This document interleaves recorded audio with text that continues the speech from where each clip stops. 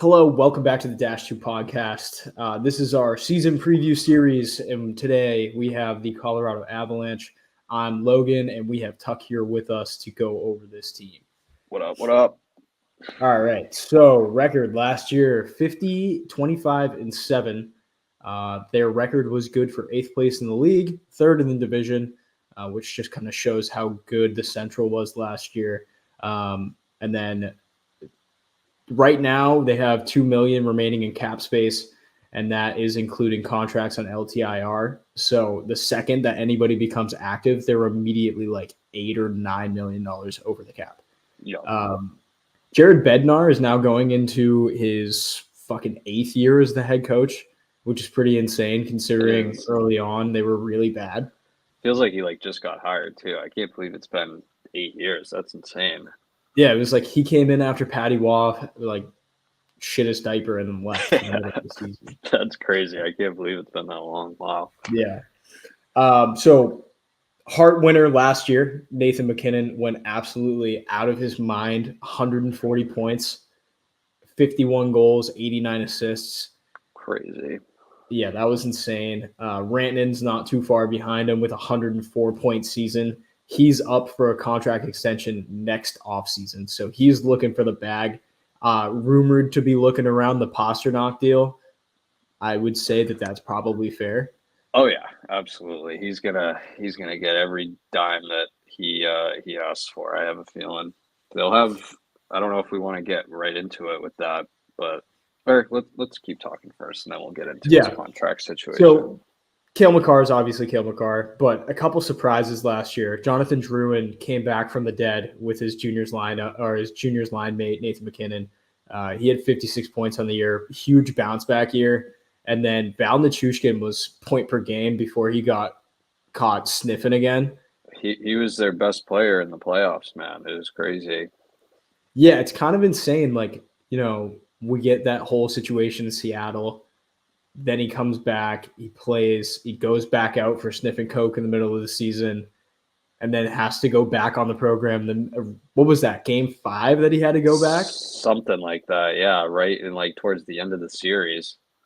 Yeah, and absolutely destroyed their dreams of winning because I think they were definitely going to beat Dallas if he stayed in. They were cooking. I agree completely. That fucked their whole team up. Just all the distractions that came with that and everything else that came with him being ruled out, that kind of just killed all the momentum that they had going for him. So yeah, I would agree with you there. And then on top of that, you look at the goaltending, like Alex Georgiev is kind of their go-to. They started them 63 games last year, which in this NHL is ridiculous. And his numbers were dog shit. Sub 900 save percentage, 3 goals against, and he didn't play any better in the playoffs. Same exact save percentage, same exact goals against. So yeah, and he was a fucking all-star too. On top of that, shit numbers, and was an all-star. I know, very bizarre. He did not make the saves when they needed him to last year. Yeah, I didn't even realize he was an all-star. That's crazy. But yeah, I felt like what? Their playoffs performance, I like the guys that they brought in, like bringing in Sean Walker at the deadline, Brandon Duhaime at the deadline, Casey Middlestat, even Yakov Trenin, who didn't really get to play. Like they brought in a lot of solid bottom 6 guys, and even like a second line center, which they needed all year. But it seems like this team's kind of rudderless without Landy. So who's rumored to be coming back for the start of the year, right? Aren't they saying that he'll be ready for the start of the year? Comeback is supposed to be slated around like mid to late October. Which we can get into now with their cap situation, what's going to happen with that, because when he gets like you said, when he gets activated off the LTIR, just him, they're going to be a few mil over the cap, and then who knows what's going to happen with Nichushkin, and if he comes back, then they're looking at probably almost $10 million over the cap. More I think Landy makes 9 and Nichushkin makes 6. Right, so they're $15 million well over $10 million. I don't really know what kind of loopholes they're going to be able to jump through to figure that one out. I don't know if they can Vegas Golden Knight it up a little bit with someone else, or they just tell, Val maybe, hey, you're the one who fucked this up. I don't really know how it works when it comes to the Yeah. program assistants, like in terms of, because it's not like you're on IR, it's the player program assistants, and you need to be allowed back into the league by Gary, right? Isn't he the one who has the Yeah, final say? I think the Or first after 2 strikes, you have to get like verified by Gary to come back. And right, technically the Seattle thing didn't count because the police were involved. right. So So I don't really know how they're gonna juggle that. I mean, it's not like they can just send one of their big ticket guys down to the A to wipe that salary out. So that will be interesting to see, especially considering, like you said, Rantanen's due for a raise at the end of the season, and yeah. I have a feeling that the Avalanche are definitely going to give it to him. So I don't know what the hell they're going to do over there, but they're going to have their hands full for sure. You're going to see Joe Sakic come down to the locker room and start breaking kneecaps, trying to Yeah, get everybody under the cap. seriously, something like that they're going to have to do, because then the following year as well, isn't that when McCarr's due for a deal?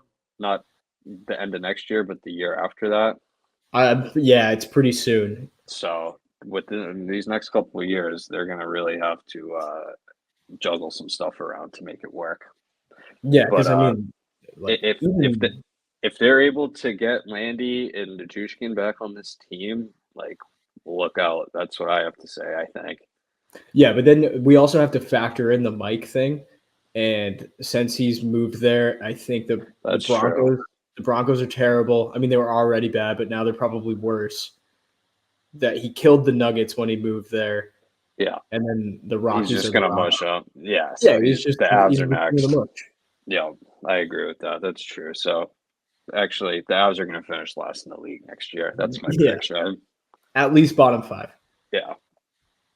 So we'll go on to who's staying, who's going. As far as the guys out of the door, Sean Walker is now in Carolina. Yakov Trenin to Minnesota. Brandon Duhaime to Washington. Riley Tufte off to Boston. Jack Johnson, Stanley Cup champion, legend, one of the greatest, worst players to ever play in this league. Columbus Blue Jackets, the return of the GOAT to Columbus. Caleb Jones off to the LA Kings. Pavel Francouz is still unsigned, and Zach Parise and Andrew Cogliano are off into retirement. Yeah. Obviously, you knew that they weren't keeping Sean Walker. He was a rental. Those other guys, Yakov Trenin, he's definitely a player. That's a nice little pickup for Minnesota. I like him. Yeah, He didn't really get much of an opportunity, I feel like, in Nashville, and then on Colorado. He was pretty good for them, I thought. So that's a nice little pickup for them there. yeah, I like Brandon Duhaime too. He's a good locker room guy, and he can actually play. So Yeah, I he's a like little to water watch. bug, isn't he? He Yeah, and fucking he buzzes was around the out dude that there. was fucking with Fleury. Like he buried Fleury's car. Like he put a bunch of fucking cars on it. So I always like guys like that. And then RIP to Zach Parise, legendary Minnesota Wild player. Very random captain of the New Jersey Devils when they went to the Stanley Cup final in 2011. One of the weirdest Stanley Cup finals of all time. So weird. Getting paid $10 million to stay home and do nothing and fucking the Minnesota Wild every day since. Andrew Cogliano should probably be the Iron Man leader in the NHL if it wasn't for that shitty suspension that he got a couple years ago. So good careers for both of those guys. He's the guy. Cogs is the one who didn't he like break his face this past playoff or something crazy? Yeah, right? Some crazy shit like that. Something. He broke something and then was out there like literally the next shift. He was like yanking teeth out or something, just fucking psycho on the bench. Just all time hockey guy shit. Yeah, what a legend. Wish the best for both of them in retirement. Not really Zach Parise. He got paid way too much money to sit at home. Yeah. Zach, he owes some money back to the Minnesota Wild, I think. But absolutely, same with Ryan Suter. That motherfucker's getting paid $14 million combined from the Stars and the fucking Wild. I respect it, man. They fucking finesse the hell out of those Could you teams. imagine like being so bad at the sport that two teams are like, I'd rather pay you to not be here. To not be on my team. That's what we think. We'll give you $10 million to go play for someone else. That's what they think of him. Yeah. All right. So incoming, we got Oliver Killington coming over from Calgary, 27-year-old defenseman. He had a lot of promise early in his career at Calgary, but he's really fallen off since. Then Eric Brandstrom coming over from the Sens, 24 years old, cheap deal. He's an all right player. 24 is pretty young. You could see him you put him on a guy. Like if they want to split up the Makar and Taves line and kind of give somebody else a chance, I feel like Brandstrom might be a decent guy. Calvin DeHaan, defenseman, been around forever, another cheap deal. Joel Kiviranta coming over from the Stars, another cheap deal. And then Matthew Phillips coming over from the Washington Capitals. Played a couple games in the NHL, 31 last year, mostly an AHL guy. But, I mean, it's all depth pieces. They have no cap space to sign anybody. So they did the best that they could with what they were working with. I mean, don't hate those signings. Some depth defensemen can never go wrong with some puck-moving, hard-hitting defensemen. So – but it's not like they could have done anything with the situation that they're in with the cap. So, yeah, bringing back Druin felt like the real move of the offseason. Like being able to sign him was kind of the focal point of what they wanted to do, which they did. Did they give him like term or just another 1 year? I think they gave him a decent term. Hold on, let's look that up. I forgot to write it down. Because he's a player who slept on, man. I know he didn't have the greatest stats in some of those years where he was on Montreal or whatever, but he had like a 63-point season there. Did he? Oh, okay. Yeah, it was just because he got traded for fucking Sergachev. It just made that whole situation shitty. Yeah, I think he's a player, man. He's pretty damn good. Yeah, I like him. He had 1 year, $2.5 million. So they're just gonna keep doing the 1 years. Yeah. Until some team gives him a bag, then he'll probably walk. But yeah, man, if Landy comes back, he's healthy, they figure out the cap, get Nichushkin in there. Like I said, I have no idea how they're going to do that because they're going to be over $10 million over the cap. But if and when they do that, they should be a pretty fucking solid team again. The only thing that sucks for them is the Central is really strong again. But, definitely going to be top 3 in that division, I would say, wouldn't you? Yeah, I agree. And like another person that you always forget about is like Sam Girard's a pretty decent defenseman that just gets injured for like half the season, which happened last year, and they'll have him back at the beginning of the season. And then even Logan O'Connor was injured for most of the year too. So, I mean, they just have guys that they can plug in. And they're gonna have a full year with Middlestat too, so that'll be interesting to see if he can kind of take that next step because it seems like he's a good player obviously, but the last couple of years it seems like he's kind of been at his ceiling in terms of his ability. But yeah, we call that the Buffalo effect. Yeah, but maybe there's a second gear that he can tap into playing with some of these skill guys in Colorado. I mean, he showed pretty good promise in the playoffs. He was definitely one of their better players. I believe point wise, he might have led that team in points in the playoffs, or like he was definitely top 3 in scoring for them. I think that in those playoffs. Yeah, he was. So that'll be good for them to. That's almost like a free agency ad, if you would, keeping him. Trading for him, and then yeah, he was. So you can almost consider that a free agent ad as well this year. So it'll be interesting to see what they can do. They got a lot to look forward to, I would say, but they got a lot of work to do as well, especially that front office. Yeah, definitely a lot of cap circumcision, as Biz would say. So yes, absolutely. That's about all we got for the Avs.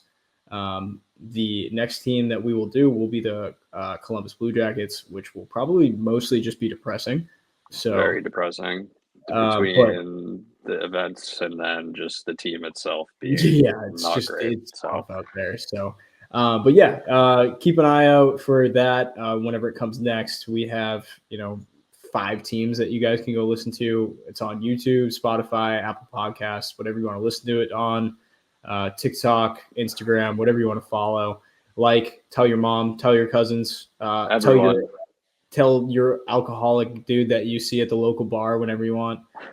Fucking tweet at RA, tell him that we're the new Chicklets and try and steal him, I guess. I don't know. Yeah. Let him know if he needs a job or hire him. Yep. So, all right. Thank you guys for listening, and we'll see you in the next one. Peace.